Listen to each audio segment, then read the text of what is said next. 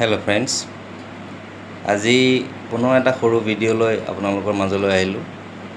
আশা কৰোঁ ভিডিঅ'টো শেষলৈকে চাব।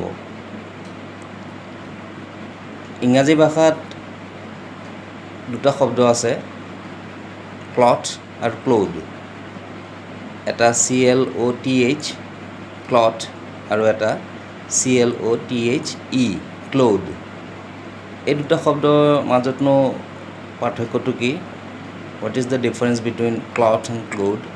আজি তাকে অকণমান আমি বুজিবলৈ চেষ্টা কৰিম। ক্লথ হৈছে CLOTH, ক্লথ হৈছে এটা নাউন, বিশেষ্য পদ। ক্লথ মানে হৈছে কাপোৰ। কাপোৰ মানে যিকোনো ধৰণৰ কাপোৰ। আপোনাৰ ধৰক কাপোৰক চিলাই বা এমব্ৰইডাৰী বা ডিজাইন কৰি ড্ৰেছ বনোৱাৰ আগৰ যিটো পৰ্যায়, সেই তেনেকুৱা ধৰণৰ যিকোনো কাপোৰক বুজাবলৈ ক্লথ শব্দটো ব্যৱহাৰ হয়। ই এটা নাউন, CLOTH ক্লথ। এতিয়া আহিছোঁ ক্লথ শব্দটোলৈ, CLOTHE ক্লথ। ক্লথ বুলি কওঁতে ই এটা ভাৰ্ব, ক্ৰিয়াপদ।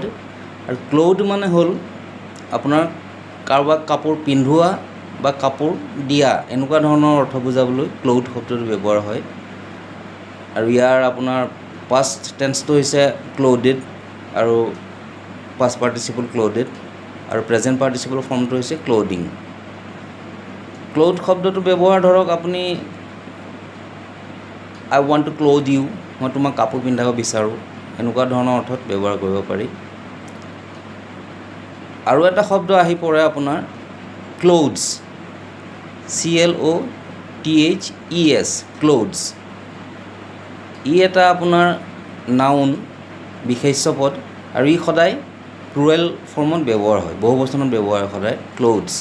আৰু ক্লথছ বুলি ক'লে আপোনাৰ আমি পিন্ধা যিকোনো ধৰণৰ আমি পিন্ধা কাপোৰ, ড্ৰেছ, মানে ক্লথৰ পৰা ক্লথছ আহে। ক্লথছ পিছৰ পৰ্যায়টো ক্লথ দি পেলাই ক্লথছ বনোৱা হয়।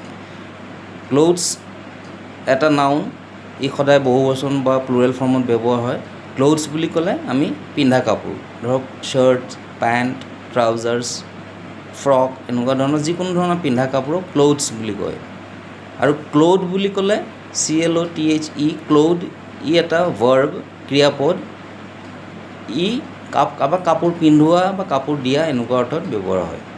আৰু ক্লথ হৈছে CLOTH ক্লথ, ই এটা নাউন,